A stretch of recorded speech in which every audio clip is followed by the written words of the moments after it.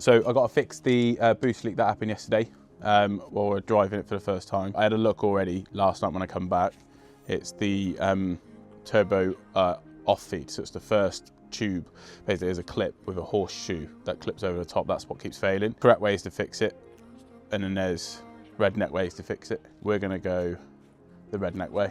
We should just put a self tapper in it. So I'm going to get it off, get it up in the air quick, get it off, and then figure it out from there. Just to make my life easier, and because I am a bit of a chunky boy, I'm going to jack both sides up, just so it gives me enough room to get right up and underneath, because I haven't got the patience to take the bumper off on that right now to get it up on the old ramp.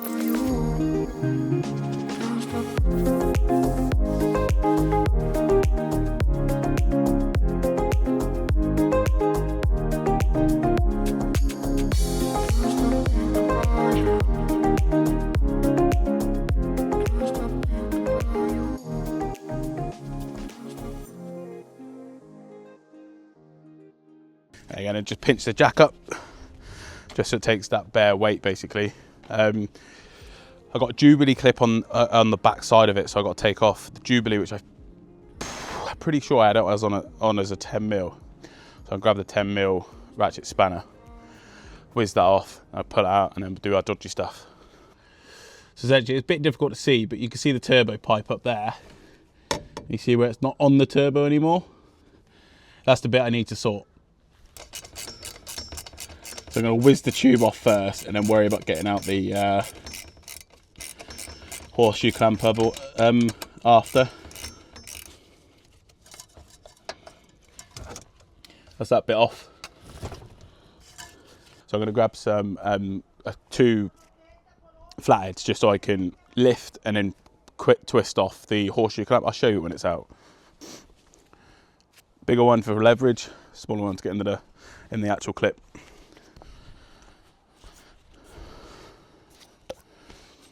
So this is the culprit. So essentially, you see these little ridges, a clip's going to sit behind this. And obviously where this one's done 185,000 miles, the clip's slightly worn, ever so slightly. And it's what it's doing, because we've got more pressure in it now, pushing it out. It's jumping over that clip and then coming out. So I'm just going to try and fix that quick. So closer inspection, I don't think it is this that's jumping out. They look raised enough for that clip. They're the same level as this lip, if you can see what I mean. And that's perfectly fine. So what I was going to do is I was going to, if they were flat, because sometimes they do go flat, you can definitely see where it's like jumping out. You can see like the little bit of wear here, where it's flicked out. And same on this side, look, if you can see. So the other way to do it is, when I've got it back in the turbo, is to on the horseshoe clip, essentially I'll grab the old turbo. So this is the old turbo, and this is the clip I mean. So there's a horseshoe clip that basically comes around and clips into here. You see those notches just either side, and that's where those notches basically fit. All right, so they go in there like that, and then the clip goes around to stop it bouncing out.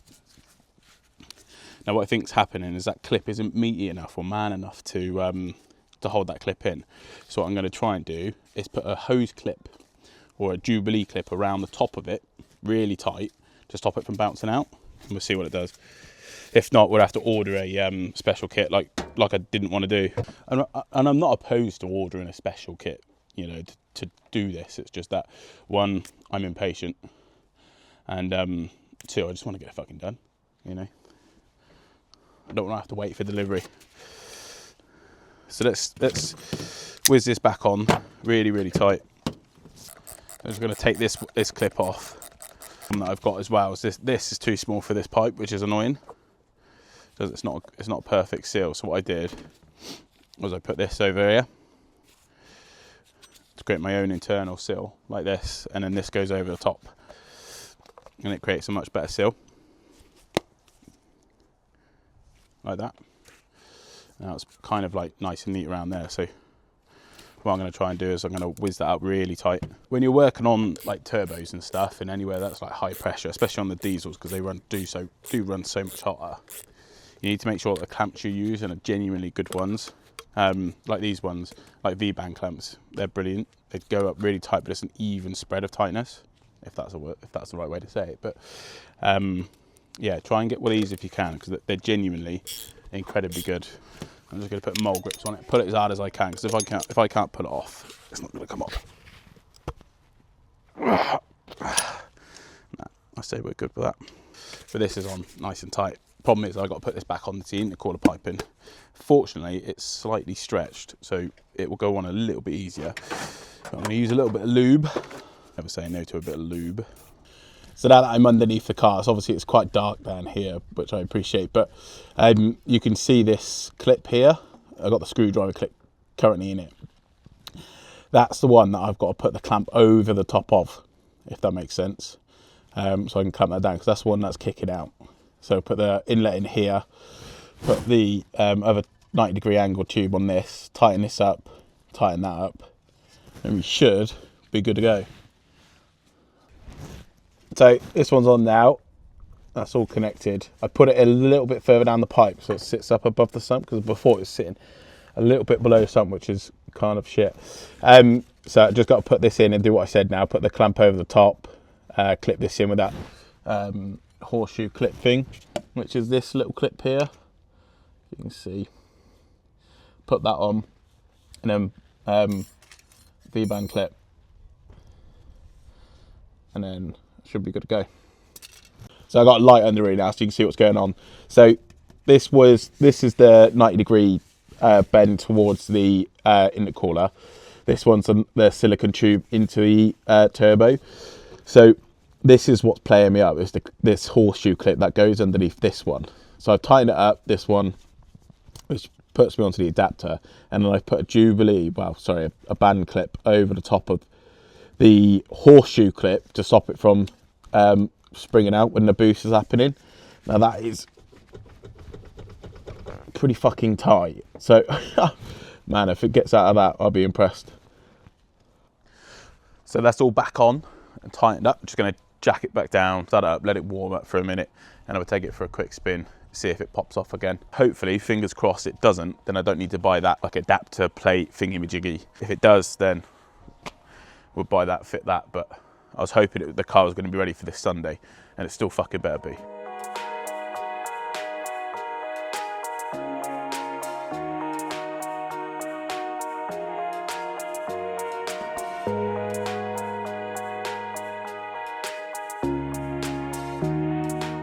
Annoyingly enough, where I was saying my jack doesn't go high enough much to get the jack stand in, annoyingly now it's not going high enough to get the jack stand out.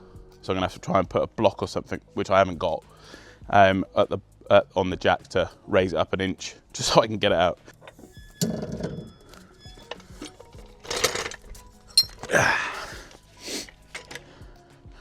Right, it's out, but I had to, I literally don't have a block to choose or anything, so I was just going to use one, so ball joint presser, a part of it anyway. I was just going to use one, but then I thought that's a lot of pressure just on 2 points, so I put them in together like that, so then it's a bit more surface area for it to jack up onto, because I don't want to push the seal up. But if I had a block of wood, probably would have been ideal, but I don't. Block of wood is on the next shopping list, I think. So she's on, running, just letting her warm up. I'm just going to check the other side's headlight quickly, because it seems to not be working now. I mean, that's new, but there you go.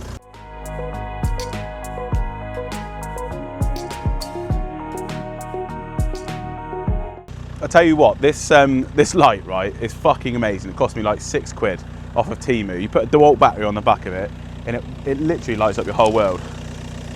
Look how good that is. Honestly, I've never had such a good light. I use it every single time I work on cars. For some reason, I just immediately assumed that the whole light didn't work and that it was completely disconnected. I just didn't think that maybe the bulb had just blown. And that's all that's happened. I was then there making sure all the connections are tied up. I didn't even think to check the normal lights. So yeah, no, it's just that the headlight is blown. So we'll just get one of those.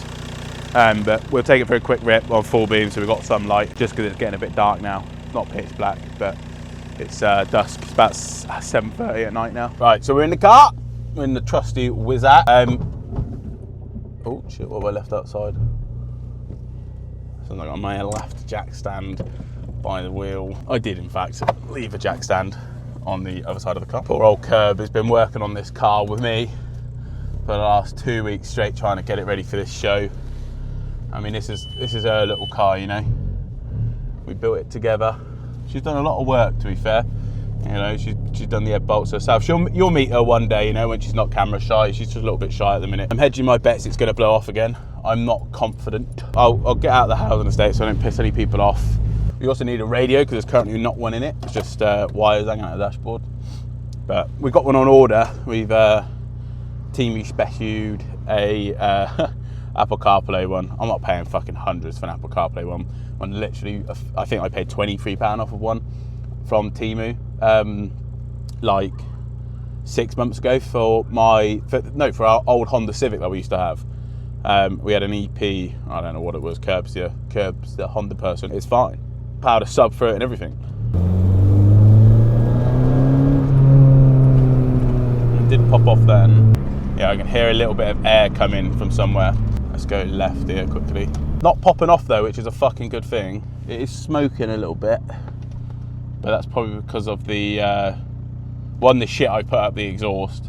Not the exhaust, up the turbo, like the WD-40, and it's probably putting a bit too much fuel in for the air it's getting.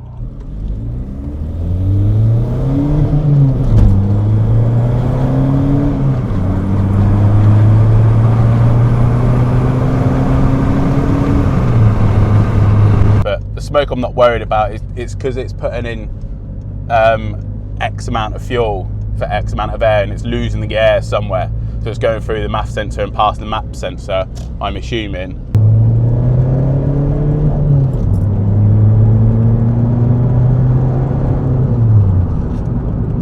I'm happy there's no boost leaks. I'm hitting full boost. It's fucking ripping, but I mean, that was 75, 80 just then. Kilometers an hour.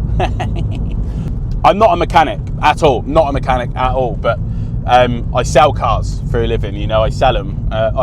You know, most salespeople you'll meet in your life are they're typical sleazeballs, they're prim and proper, they're pretty. You know, I'm not one of them. You know, I sell cars because I have a genuine passion for them. And, you know, I'm a people person, I love interacting with people. So it made sense for me to be in that field. I've been in it 4 years now, and I was meant to leave at the beginning of the year. And I just couldn't bring myself to do it. I'd miss it. I'd miss the car industry too much. You know, it's my job, it's my hobby. You know, I sell them during the day. I fucking work on them, fix them, go to shows at them, you know, in my evenings and my days off. You know, I'm not quite sure where the passion comes from cars. When everyone turns 17, 18, it's you know, you get your first car and the world opens up for you. You go anywhere, do anything you want. You're not bound to the town you were in. And I think that's what excites me so much with them, and it's the community that you meet along the way, the friends, the family. We're all kind of like-minded people. Whether you do or don't get on, everyone can appreciate if you've got a nice car or a cool car or a fast car. I don't want to do sales forever. I want to live my passion. You know, if every day you wake up and your hobby is your job, I think every day is going to be a good day. Surprisingly, drives nice with these coilovers. I genuinely wasn't expecting much out of these Stance Plus coilovers. I'm usually a bit of a spring man, you know, lower end springs. I find them a little bit softer for a bit of daily use, a bit of sporty use, you know.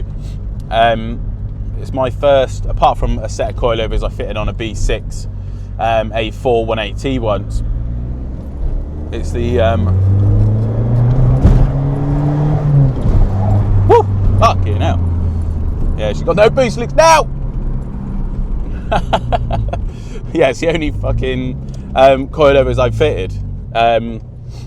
We had springs on this before, because like I said, I've been a spring person, and the springs are at home on our front driveway. I bought them like maybe 6-7 weeks ago, fitted them, and just they were fucking horrible. Good. Yeah. No boost leaks. Really? Well, I think there's a little boost leak. Okay, but because I hear like a bit of whistling when I'm at full pout. But no pop-offs. I went through first, second, third and fourth, all full throttle, no issue. I watched on Life 360. Did you? Just to see if you like it. Thanks for watching, people. I appreciate the time and the effort you've taken to watch it. I'm going to head in now, have something to eat, and relax, probably watch a bit of the boys. Take it easy.